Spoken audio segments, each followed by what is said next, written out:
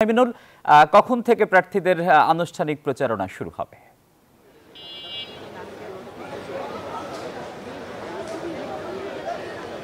ধন্যবাদ আপনাকে। আমি কিন্তু এই মুহূর্তে দাঁড়িয়ে আছি ঢাকা বিশ্ববিদ্যালয় কেন্দ্রীয় লাইব্রেরির সামনে এবং আনুষ্ঠানিকভাবে কিন্তু সেই ক্যাম্পেইনটি এখনই শুরু হয়েছে, এই মাত্র শুরু হয়েছে এবং প্রার্থীরা কিন্তু অনেকভাবেই তাদের ভোটারদের কাছে পৌঁছানোর চেষ্টা করছেন। এই মুহূর্তে কিন্তু ঢাকা বিশ্ববিদ্যালয় সেন্ট্রাল লাইব্রেরির সামনে উপস্থিত হয়েছে ডাকসু ফার্স্ট প্যানেলের প্রার্থীরা এবং তারা কিন্তু তাদের আনুষ্ঠানিক ক্যাম্পেইন শুরু করছেন এবং আমাদের সাথে কথা হয়েছে কিন্তু ডাকসু ফার্স্টের যে বিপি এবং জিএস প্রার্থী তাদের সাথে, এবং তারা কিন্তু বলছেন যে এই মুহূর্ত থেকে তারা কিন্তু শুরু করেছেন তাদের ডাকসুর যে ক্যাম্পেইনটা, এবং তারা বলছেন যে তাদের প্রধান লক্ষ্য হবে ভোটারদের কাছে পৌঁছে যাওয়া।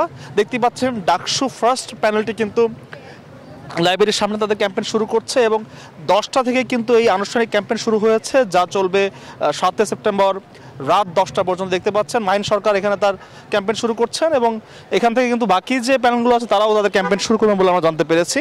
এবং আজকে কিন্তু সকালে একটি মিটিং চলছে বিভিন্ন প্যানেলের প্রার্থীদের সাথে, সেই মিটিংয়ে তারা কিন্তু এখান থেকে উদ্বোধন করেই চলে যাবেন এবং বাকি যে প্যানেলগুলো আছে তারাও কিন্তু ব্যস্ত তাদের ভোটারদের কাছে পৌঁছে যেতে। দেখতেই পাচ্ছেন ডাকসু ফার্স্ট প্যানেলটি কিন্তু তাদের ক্যাম্পেইন চালিয়ে যাচ্ছেন এবং এভাবেই কিন্তু আজকের থেকে শুরু হচ্ছে ডাকসুর আনুষ্ঠানিক প্রচারণার কাজ এবং এটি কিন্তু ক্যাম্পাসের মধ্যে আরও বেশি উত্তেজনা সৃষ্টি করবে বলে আমরা ধারণা করছি এবং এর উত্তাপ আগের থেকে ছড়িয়ে গেলেও আজকের থেকে কিন্তু আনুষ্ঠানিকভাবে শুরু হচ্ছে এই ডাকসু ক্যাম্পেইন, যা চলবে আগামী 7 সেপ্টেম্বর রাত 10টা পর্যন্ত। এবং প্রার্থীরা কিন্তু বিভিন্নভাবে পৌঁছে যাওয়ার চেষ্টা করছেন তাদের ভোটারদের কাছে। দেখতে পাচ্ছেন তারা কিন্তু কুশল বিনিময় করছেন এবং প্রার্থীদেরকে তাদের বিভিন্ন ইশতেহার থেকে শুরু করে বিভিন্ন বিষয় জানাচ্ছেন তাদের ডাকসু নির্বাচনকে ঘিরে।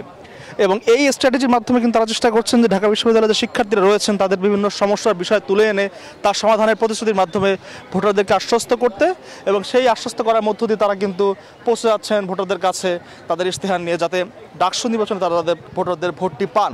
তো ঢাকা বিশ্ববিদ্যালয় থেকে এই ছিল এখন পর্যন্ত আমার কাছে সর্বশেষ তথ্য। চলে যাচ্ছি জাহাঙ্গীরনগর বিশ্ববিদ্যালয় আমাদের আরেক সহকর্মী নাজমুল হুদার কাছে। নাজমুল হুদা, জাহাঙ্গীরনগর বিশ্ববিদ্যালয় আসলে ডাকসুর আমেজ কতটুকু ছড়িয়েছে?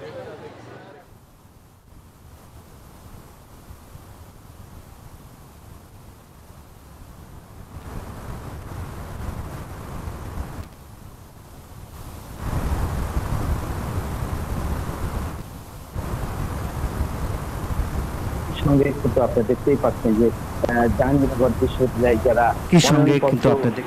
যে জাহাঙ্গীরনগর বিশ্ববিদ্যালয়ে যারা মনোনয়নপত্র জমা দিয়েছিলেন, যারা বাদ পড়েছিলেন, এবং দেখতেই পাচ্ছেন যে তারা কিন্তু এখন যে জমা দিচ্ছেন। এবং আমরা যদি একটু সরাসরি একটু এখানকার যে যারা গেছেন এবং এখানে আসলে এই মুহূর্তে যারা এখানে মনোনয়নপত্র জমা দিয়েছিলেন, যারা বাদ পড়েছেন খসড়া তালিকা থেকে, সেখানে কিন্তু এখন আবেদন করছেন। এখন পর্যন্ত আমরা আপনাদেরকে দেখাতে পারছি যে এই যে প্রধান যে নির্বাচন কমিশনার অর্থাৎ ডাকসুর যে নির্বাচন যে কার্যালয় যেখানে রয়েছে, সেখানে কিন্তু যে নির্বাচন কমিশনারের যে কর্মকর্তারা যারা রয়েছেন তারা কিন্তু আসলে এইখানে ভিতরেই জমা নিচ্ছেন এবং যারা বাদ পড়েছে তাদের আবেদন করেছেন। এখন পর্যন্ত 12টি মনোনয়নপত্র যারা বাতিল হয়েছিল তারা কিন্তু আপিল করেছে এবং 12টি আবেদনপত্র এখন পর্যন্ত জমা দিয়েছেন। এবং আপনার যদি দেখাই যে যেখানে আসলে কমিশনাররা যেখানে বসবেন সেখানে কিন্তু আসলে তালা ঝোলানো রয়েছে এবং ঠিক এখন থেকে কিন্তু যে এই যে যারা বাদ পড়েছেন তারা কিন্তু আবেদন করতে পারবেন 2টা পর্যন্ত। এবং আগামীকালকে কিন্তু আপনার এই তাদেরকে ফোন করে তাদেরকে বাছাই করে এবং তাদেরকে রাখা হবে বলে জানিয়েছেন। এখন পর্যন্ত আমরা এই খসড়া তালিকার থেকে যেসব কারণে বাদ পড়েছে এবং সহসভাপতি 20 জন পড়েছেন এবং সাধারণ সম্পাদক 17 জন, এরা হচ্ছে জমা পড়েছে। এরই মধ্যে আপনি দেখতেই পাচ্ছেন যে কোনো সংবাদকর্মীদেরকে আসলে ভিতরে যেতে দেওয়া হচ্ছে না বলে আমাদেরকে জানিয়েছেন। এবং এখন পর্যন্ত আসলে কেন আমাদেরকে যেতে দেওয়া হচ্ছে না সেই বিষয়ে আমরা জানতে চেয়েছি। বলল যে নির্বাচন কমিশনারের অনুমতি না থাকায় আসলে ভিতরে প্রবেশ করতে দেওয়া হচ্ছে না। এই ছিল আমার কাছে জাহাঙ্গীরনগর বিশ্ববিদ্যালয়ের নির্বাচনের সর্বশেষ তথ্য। একই খবর জানতে আর এক সহকর্মী হচ্ছে রাজশাহীতে যাচ্ছি মতিউল মর্তুজার কাছে। মর্তুজা,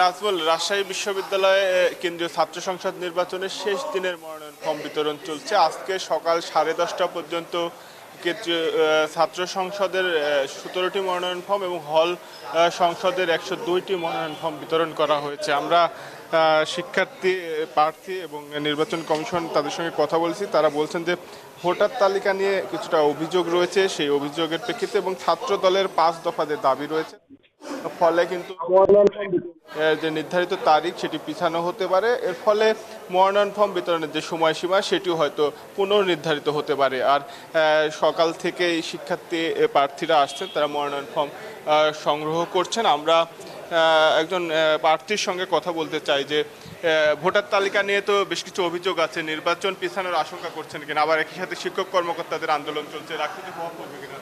হ্যাঁ, আমরা আসলেই একটু রাষ্ট্র নির্বাচন নিয়ে একটু শঙ্কা বোধ করছি। কারণ আপনারা জানেন ইতিমধ্যে যে 24 তারিখ থেকে 26 তারিখ পর্যন্ত এই 3 দিন কিন্তু রাষ্ট্র মনোনয়ন ফর্ম বিতরণের তারিখ নির্ধারণ করা হয়েছে, কিন্তু বিশ্ববিদ্যালয়ের একটি মহল বা দু একটি দল তারা নির্বাচনটা পিছানোর চেষ্টা করছে বা এটা আপনাকে উনি যেমনটি বলছিলেন যে নির্বাচন পিছানোর আশঙ্কা করছেন। এই ছিল রাজশাহী বিশ্ববিদ্যালয় থেকে সর্বশেষ